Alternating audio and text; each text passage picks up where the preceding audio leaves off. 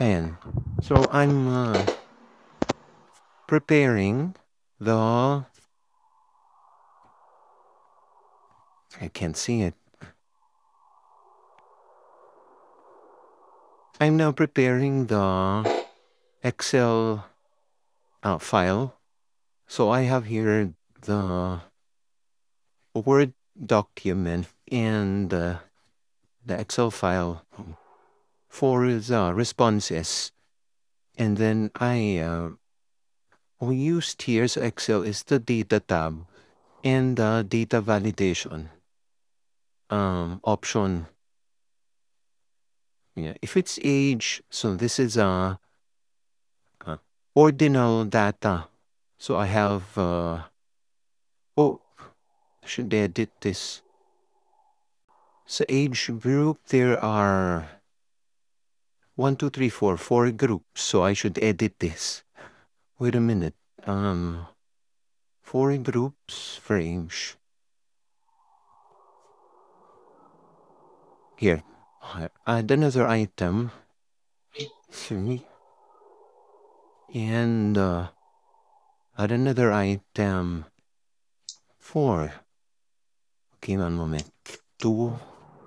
And this will be 1. So dahil ordinal data siya. Ayan. 1, 2, 3, 4. So 1 would be below 20 years. 2 would be 20 years old to 39. I'll save it. Ayan, just this instance. And then, tingnan ko tama na.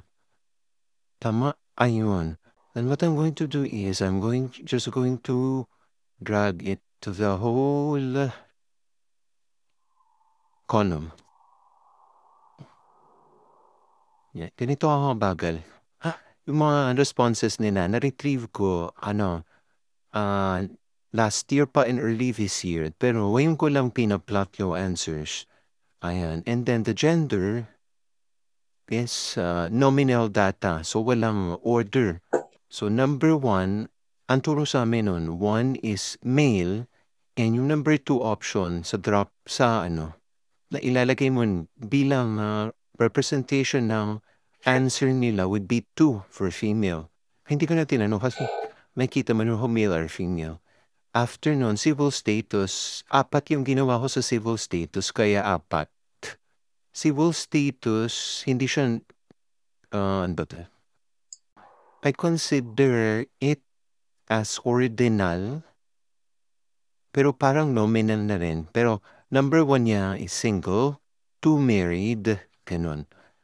Ayan, so on and so forth. Actually, pwede kong gawin dito yung frequency kasi madali lang. And yung percentage, kaya lang, gusto ko magamit yung app. So, pagkatapos ko nito, ayan, gagawin ko na ito, frequency muna ng responses nila for the profile.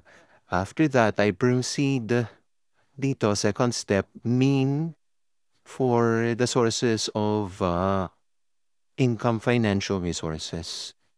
Mean, pwede rin actually dito sa Excel, pero try ko rin dun sa SPSS. Yung mean dapat naka-plot na dito pala. Ayan.